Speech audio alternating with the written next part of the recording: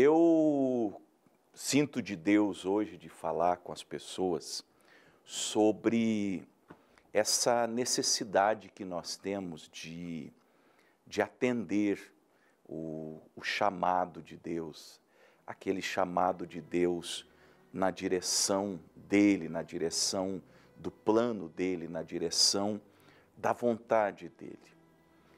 Pensa um pouquinho comigo, será que você não tem se afastado de Deus? Eu não vou dizer se desviado, ainda que eu sei que há pessoas desviadas de Deus, não da igreja. Sair da igreja foi só uma consequência, um efeito de você ter se desviado de Deus. Você se afastou de Deus, você se afastou do Pai. É igual o filho pródigo. O que acontece com o filho pródigo? Ele sai da casa do pai. Mas por que ele sai da casa do pai? Porque a comunhão dele com o pai havia acabado. Então, se a comunhão de uma pessoa com Deus, com o Pai, com Jesus Cristo, com o Espírito Santo acaba, a comunhão com os irmãos da denominação, os irmãos da igreja, não vai existir também. Nós temos que ser sinceros e usar as palavras certas, chamar as coisas como as coisas devem ser chamadas. Essa é a verdade. Então, fulano se desviou da igreja. Não, ela se desviou de Deus. Sair da igreja, sair da denominação, parar de frequentar, foi apenas uma consequência, um efeito de uma causa muito mais grave, que foi o desvio de Deus, do coração da pessoa em relação a Deus. Aqui no Salmos 42, e nós vamos ler todo ele, espero que eu consiga transmitir o recado do Senhor, do verso 1 ao 11. Salmos, capítulo 42, do verso 1 ao 11. É uma canção, um masquil, um hino, uma oração dos filhos de Corá. E dá para perceber que o salmista tinha se afastado de Deus. Você vai entender nas palavras. Ele tinha saudade de ir na igreja, de ir no culto. Ele tinha saudade dos irmãos. Mas ele tinha algo em seu favor, que apesar dele ter se desviado, e toda pessoa que se desvia, convenhamos, ela faz coisas feias, não é? Mas apesar desse desvio, existia dentro dele um suspiro, um anelo, uma fome, uma sede de Deus. E lá no íntimo do coração, ele queria voltar, ele sabia que não era o lugar dele. O Pedro, lembra quando Pedro nega Jesus 3 vezes, ele sai, ele chora. Aquele sentimento pela graça de Deus, de que o lugar dele era perto de Jesus, apesar de que ele negou Jesus, estava latente dentro dele. E o salmista, escreveu assim: como o cervo brama pelas correntes das águas, assim suspira a minha alma por ti, ó Deus. A minha alma tem sede de Deus, do Deus vivo. Quando entrarei e me apresentarei ante a face de Deus? Percebe? Ele estava afastado, ele tinha se desviado, ele tinha estado longe de Deus, mas dentro dele havia aquela fome, aquela sede, aquele suspiro, aquele clamor.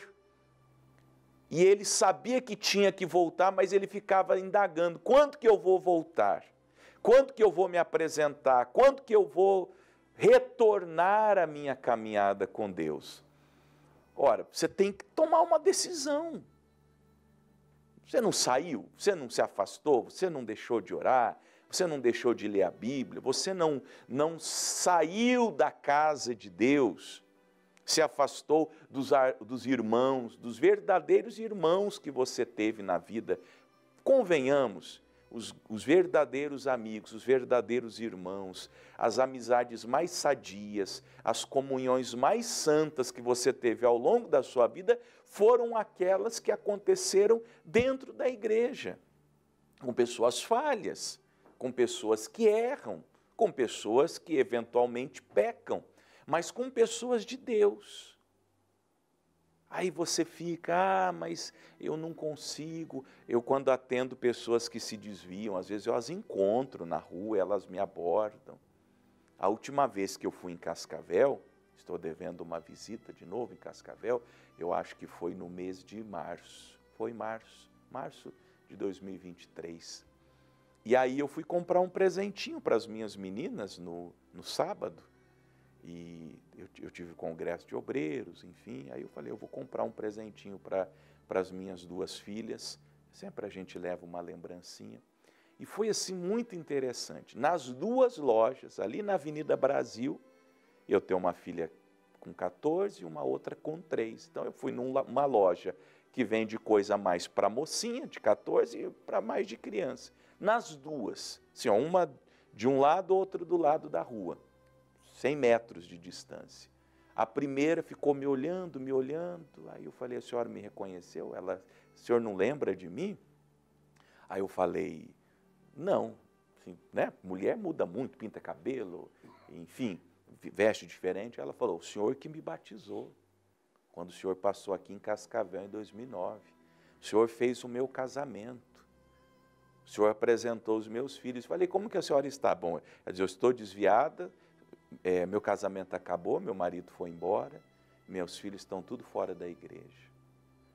Aí eu falei, e a senhora não quer voltar? Falei, amanhã, e era no sábado, não é? Falei, amanhã, domingo, eu vou fazer o culto em Cascavel, que eu fiz o congresso de obreiros e fiquei para fazer o culto de domingo. Ela diz, eu não tenho força, pastor.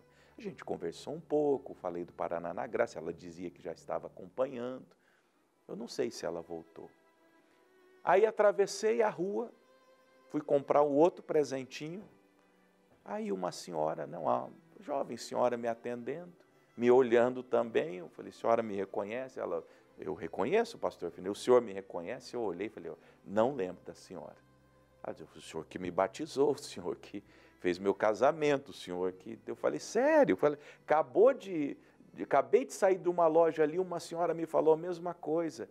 Vai dizer que a senhora divorciou também, saiu da igreja, ela, a mesma coisa. Isso parece que eu estou contando uma mentira, mas aconteceu desse jeito. Eu falei, mas a senhora vai voltar para a igreja? Amanhã eu vou estar aí, vou pregar. Ai, pastor, eu não tenho força, não sei lá mais o quê. É o salmista aqui falando. Quando entrarei e me apresentarei ante a face de Deus? Pode ser hoje. Pode ser hoje, você pode dizer hoje eu vou voltar para Deus. As minhas lágrimas, aí olha só, a pessoa que ao invés de agir fica chorando, se lamentando, murmurando.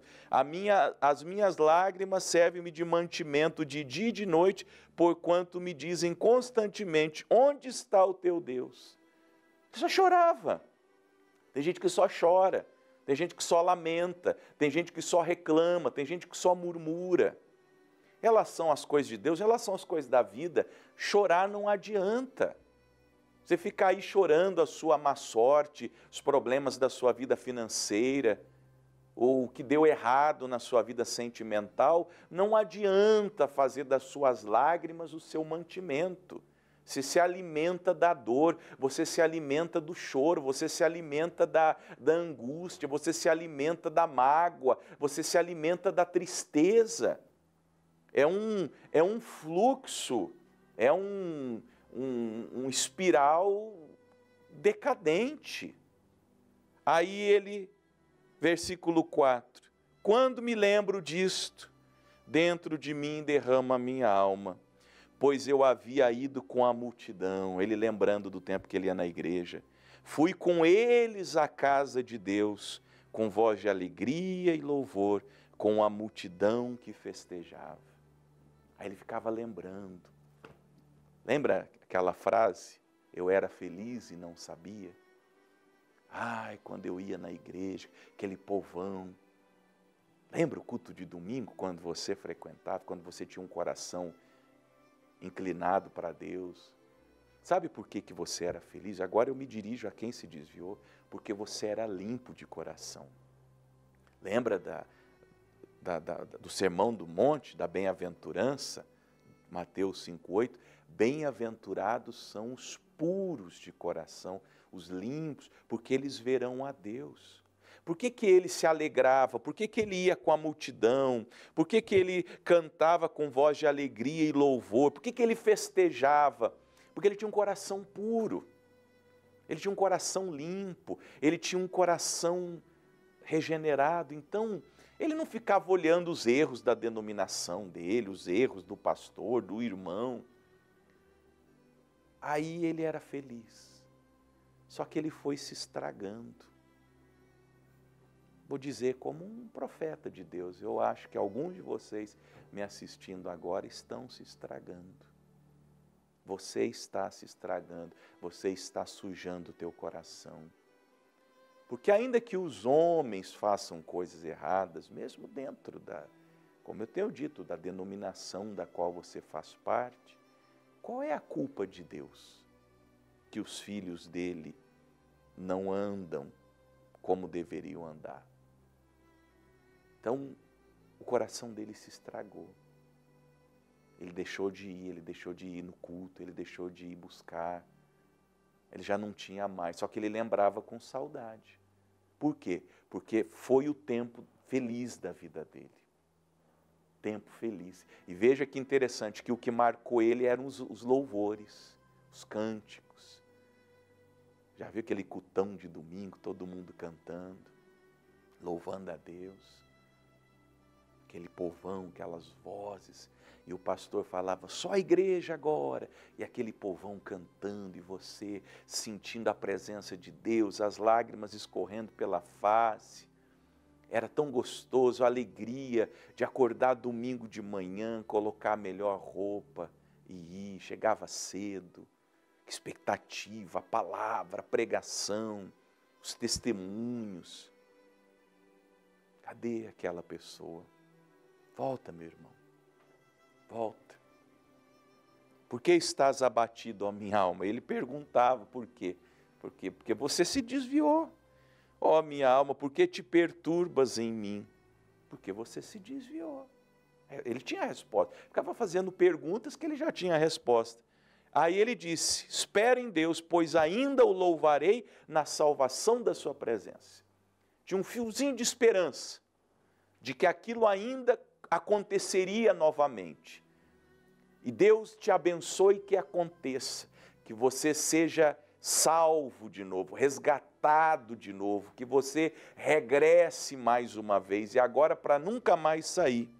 Ó meu Deus, dentro de mim a minha alma está batida, portanto lembro-me de ti desde a terra do Jordão, e desde o Hermon, e desde o pequeno monte. Você vê que ele estava longe de Jerusalém, ele estava afastado de onde ele tinha que estar.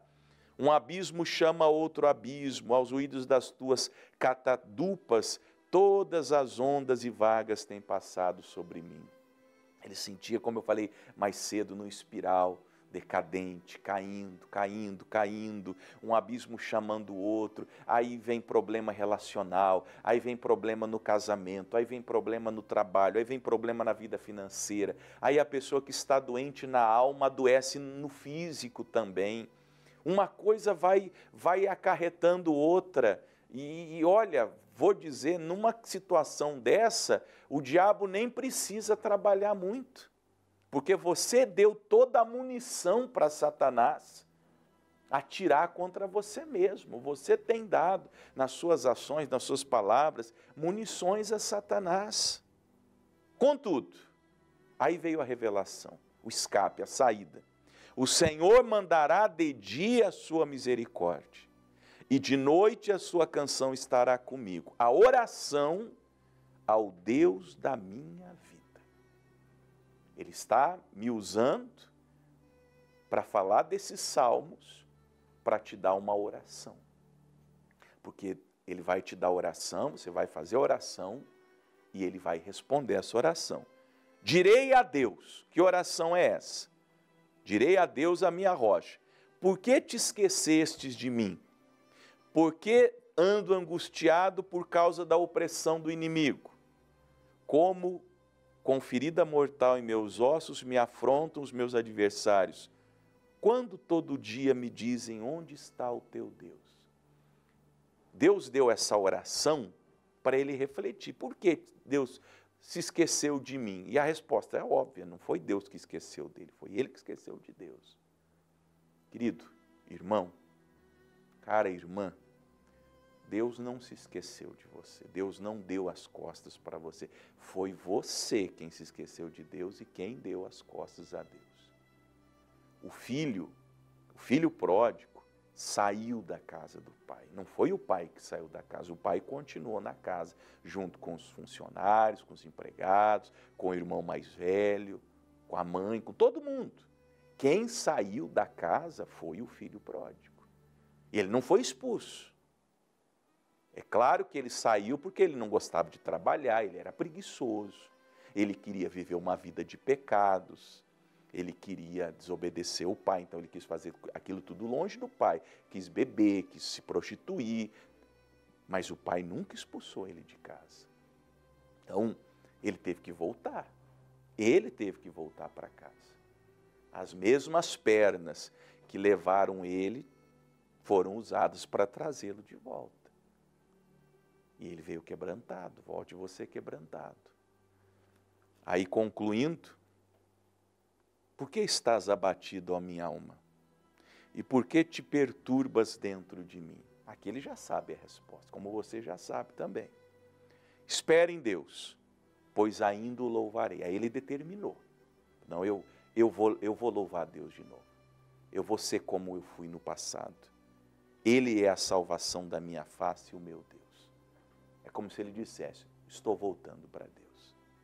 Vou voltar para a minha igreja, vou voltar para a comunhão dos meus irmãos, vou me afastar dessas pessoas erradas, vou parar de beber, vou parar de fumar, vou parar de prostituir, vou parar de mentir, vou parar de ser um preguiçoso, uma preguiçosa, vou arrumar um emprego, um trabalho, não vou ficar dependendo de pai, de mãe, de governo, de ninguém. Eu vou levantar a minha cabeça, porque Ele é a salvação da minha face e o meu Deus. Aí ele decidiu. E quando a pessoa decide, Deus ajuda. Quando a pessoa toma uma posição e diz, eu vou, Deus toma a mão da pessoa e a conduz em triunfo, em vitória, em bênçãos. E é isso que Deus quer fazer. Volte para Jesus. E se você sente que está se afastando, você sente que, na hora que eu falei do coração estragado, pastor, eu sinto que o meu coração está se estragando, porque eu não sou mais aquela pessoa, eu não tenho mais prazer no culto, na igreja, na pregação. Então pede para Deus não deixar você cair. Teu pé está quase resvalando, igual o Asaf. Pouco faltou para o Asaf se desviar. O Asaf não chegou a desviar, mas quase desviou.